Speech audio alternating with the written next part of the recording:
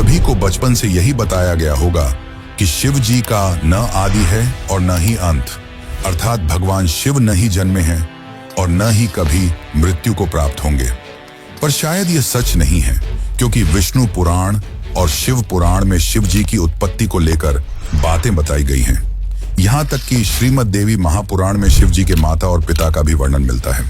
तो आखिर कौन है शिव जी के माता और पिता? कुछ लोगों का यह मानना है कि ब्रह्मा ही शिव जी के पिता हैं, क्योंकि विष्णु पुराण की एक कथा के अनुसार शिव जी का एकमात्र बाल रूप है, जिसे हम रुद्र के नाम से जानते हैं, और माना जाता है कि रुद्र के पिता स्वयं ब्रह्मा हैं। पर आखिर इसकी सच्चाई क्या है और पूरे संसार को शिक्षा देने वाले शिव ने अपनी शिक्षा कहां से प्राप्त की? तो चलिए जानते हैं शिव जी के जन्म का असली रहस्य। लेकिन उससे पहले वीडियो को लाइक करके कमेंट में हर हर महादेव जरूर लिखें। शिव पुराण के अनुसार शिव जी अजन्मे हैं, यानी कि उनका जन्म नहीं हुआ है, और वे स्वयंभू हैं, यानी कि खुद से ही उत्पन्न हुए हैं। क्या इसका मतलब यह है कि शिव जी के न तो माता हैं और न ही पिता? लेकिन विष्णु पुराण में तो कुछ और ही लिखा मिलता है, जिसके अनुसार विष्णु जी के नाभि से निकले कमल से ब्रह्मा जी की उत्पत्ति हुई और उनके माथे के तेज से शिव की उत्पत्ति हुई, जिसके कारण शिव जी को ज्यादातर समय ध्यान मुद्रा में दिखाया जाता है। लेकिन शिव पुराण में तो इसका उल्टा लिखा मिलता है, जिसके अनुसार एक बार जब शिव जी अपने घुटनों को मल रहे थे तो उनके घुटनों के मैल से श्री हरि विष्णु की उत्पत्ति हुई। अब इस मामले में तो दोनों पुराणों में अलग अलग बातें बताई गई हैं, परंतु विष्णु पुराण की एक और कथा के अनुसार ब्रह्मा ही शिव जी के पिता हैं। क्या यह सच है? तो चलिए जानते हैं इसकी सच्चाई। लेकिन उस कथा को समझने से पहले एक और कथा को जान लेते हैं जो काफी ज्यादा प्रसिद्ध है। और इसी कथा के अनुसार शिव जी को आदि अनादि का दर्जा मिला, यानी कि न ही उनका कोई शुरुआत है और न ही अंत। दरअसल एक समय की बात है, भगवान विष्णु और ब्रह्मा में यह बहस छिड़ गई कि उन दोनों में से कौन ज्यादा महान है। ब्रह्मा को अपने सृष्टिकर्ता और सृष्टि को रचने का अभिमान था, वहीं विष्णु को इस जगत के पालनहार होने का घमंड था। दोनों के बीच की बहस काफी बढ़ गई और तभी दोनों के बीच में एक विशालकाय खंभा आ खड़ा हुआ। उस खंभे के अंदर से आवाज आई कि जो भी इस खंभे का आखिरी हिस्सा खोज लेगा वही सर्वश्रेष्ठ होगा। यह सुनकर दोनों ने खंभे का आखिरी छोर खोजने का निर्णय लिया। ब्रह्मा जी ने एक हंस का रूप धारण किया और खंभे का ऊपरी हिस्सा खोजने के लिए उड़ चले। वहीं विष्णु ने एक वराह का रूप लिया और खंभे का निचला हिस्सा खोजने को निकल पड़े। हजारों वर्षों तक खोजने के बावजूद दोनों को उसका आखिरी छोर नहीं मिला, जिसके पश्चात वे थक हार कर वापस लौट आए। अंततः खंभे के भीतर से शिव जी प्रकट हुए।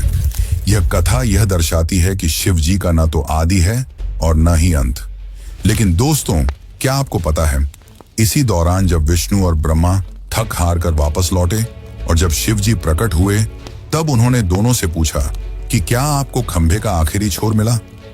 विष्णु ने निराशा भरे शब्दों में कहा कि मैं इसका आखिरी हिस्सा खोजने में असफल रहा, परंतु ब्रह्मा जी ने यह झूठ बोला कि वह इसका आखिरी हिस्सा खोजने में सफल रहे। यह बात सुनकर शिव जी काफी क्रोधित हुए और ब्रह्मा को श्राप दिया कि आज से पृथ्वी लोक पर तुम्हारी कोई पूजा नहीं करेगा, जिसके कारण आज भी ब्रह्मा जी का न तो ज्यादा कोई मंदिर है और न ही उन्हें पूजा जाता है। वैसे दोस्तों, इसके पीछे एक और कथा है जो भगवान ब्रह्मा और उनकी पुत्री से जुड़ा हुआ है, पर हम उसकी बात किसी और वीडियो में करेंगे। अभी हम ये जान लेते हैं कि क्यों शिव जी को ब्रह्मा का पुत्र बताया जाता है, आखिर इसके पीछे क्या सच्चाई है। तो चलिए अब इस कथा को भी जानते हैं। विष्णु पुराण के अनुसार सृष्टि के प्रारंभिक काल में जब सब कुछ यानी कि पूरा ब्रह्मांड जलमग्न था, न कोई देवता, न दानव और न ही कोई जीव जंतु, तब केवल श्री हरि विष्णु ही क्षीर सागर पर शेषनाग पर विश्राम कर रहे थे और उनकी नाभि से निकले कमल से ब्रह्मा जी की उत्पत्ति हुई। इसके पश्चात ब्रह्मा जी और विष्णु जी इस सृष्टि की उत्पत्ति और रचना को लेकर बातें करने लगे। इसी दौरान शिव जी भी वहां प्रकट हुए। जब शिव जी वहां प्रकट हुए तब ब्रह्मा ने उन्हें पहचानने से इनकार कर दिया, जिससे शिव रूठ गए और वहां से चले गए। तब विष्णु ने ब्रह्मा को दिव्य दृष्टि प्रदान की, जिसके पश्चात ब्रह्मा जी को अपनी गलती का एहसास हुआ। तब ब्रह्मा जी ने शिव जी से माफी मांगी और उनसे यह वरदान मांगा कि वे उनके पुत्र रूप में जन्म लें। शिव जी ने ब्रह्मा की प्रार्थना स्वीकार की और उन्हें आशीर्वाद दिया कि वे उनके पुत्र रूप में जन्म लेंगे। हजारों साल बीत जाने के बाद जब ब्रह्मा जी ने इस सृष्टि की रचना शुरू की, तब उन्हें एक बच्चे की जरूरत पड़ी और तब उन्हें शिव जी का आशीर्वाद याद आया। जिसके बाद ब्रह्मा जी ने कठोर तपस्या की और उनकी तपस्या से प्रसन्न होकर भगवान शिव एक बालक रूप में उनकी गोद में प्रकट हुए। आपकी जानकारी के लिए बता दूं कि यह भगवान शिव का एकमात्र बाल रूप है। दरअसल जब शिव जी बाल रूप में प्रकट हुए तो काफी ज्यादा रोने लगे और जब ब्रह्मा जी ने उनके रोने का कारण पूछा तो उन्होंने बड़ी ही मासूमियत से कहा कि वे इसलिए रो रहे हैं क्योंकि उनका कोई नाम नहीं है। तब ब्रह्मा जी ने उन्हें रुद्र नाम दिया, जिसका अर्थ होता है रोने वाला। परंतु इसके बावजूद भी शिव जी शांत नहीं हुए क्योंकि उन्हें यह नाम पसंद नहीं आया। जिसके बाद ब्रह्मा ने उन्हें दूसरा नाम दिया जो है सर्व, पर शिव जी को यह नाम भी पसंद नहीं आया।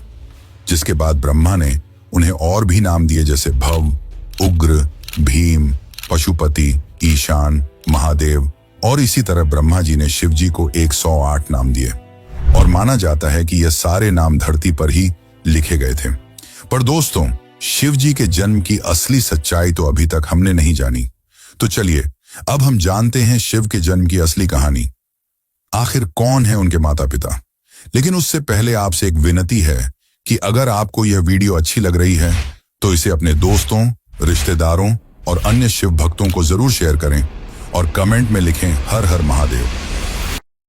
श्रीमद् देवी भागवत पुराण में शिव जी के माता पिता और उनके जन्म की बातें बताई गई हैं। यहां तक कि इसमें त्रिदेवों यानी कि ब्रह्मा और विष्णु के भी जन्म की सच्चाई देखने को मिलती है। दरअसल जब हम शिव कहते हैं तो वह निराकार ईश्वर की बात होती है और जब हम सदाशिव कहते हैं तब ईश्वर महान आत्मा की बात होती है और जब हम शंकर या महेश कहते हैं तो सती या पार्वती के पति महादेव की बात होती है।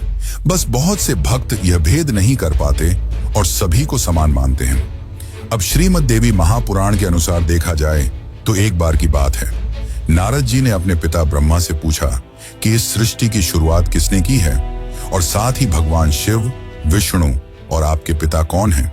तब ब्रह्मा ने उत्तर देते हुए कहा कि प्रकृति रूपी मां दुर्गा और काल सदाशिव ही उनके माता पिता हैं और उन्होंने ही त्रिदेवों यानी कि ब्रह्मा, विष्णु और शिव की रचना की है।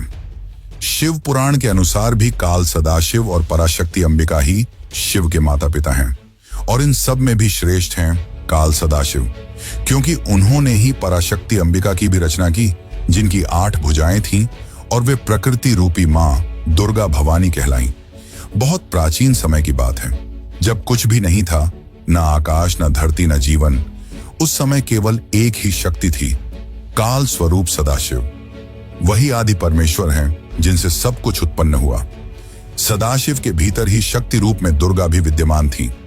दोनों मिलकर काशी के आनंदवन में विचरण कर रहे थे। एक दिन दोनों के मन में यह विचार आया कि अब इस ब्रह्मांड में कुछ और प्राणियों की रचना की जानी चाहिए ताकि इस सृष्टि का विस्तार हो सके।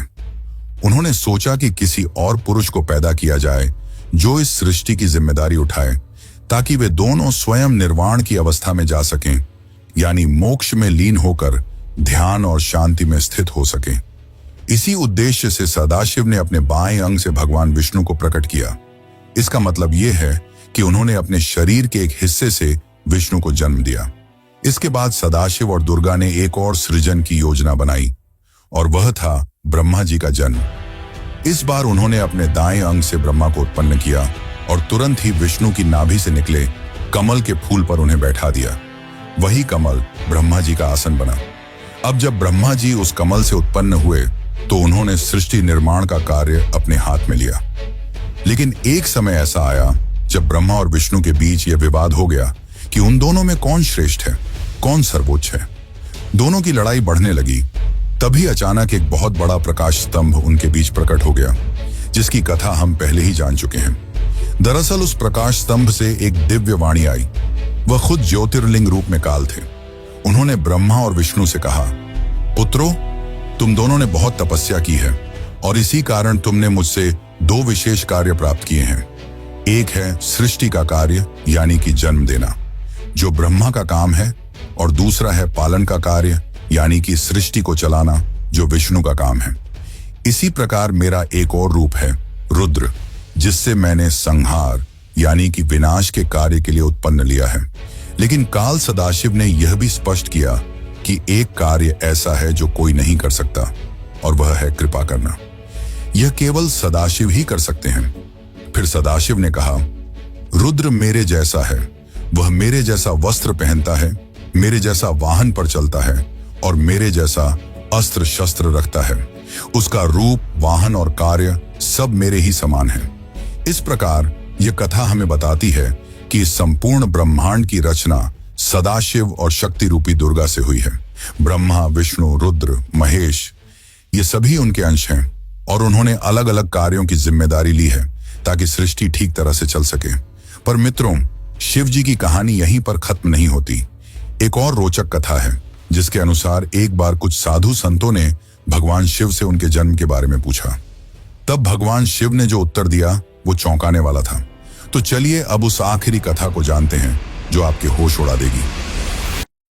एक अन्य पुराण के अनुसार एक बार ऋषि मुनियों में जिज्ञासा जागी कि आखिर भगवान शंकर के पिता कौन हैं। ये सवाल उन्होंने शंकर जी से ही पूछ लिया कि हे महादेव, आप सबके जन्मदाता हैं, लेकिन आपका जन्मदाता कौन है? आपके माता पिता का क्या नाम है? इस प्रश्न का उत्तर देते हुए भगवान शिव ने कहा, हे मुनिवर, मेरे जन्मदाता भगवान ब्रह्मा हैं। मुझे इस सृष्टि का निर्माण करने वाले भगवान ब्रह्मा ने जन्म दिया है। इसके बाद ऋषियों ने एक बार फिर भगवान शंकर से पूछा कि यदि ये आपके पिता हैं तो आपके दादा कौन हुए?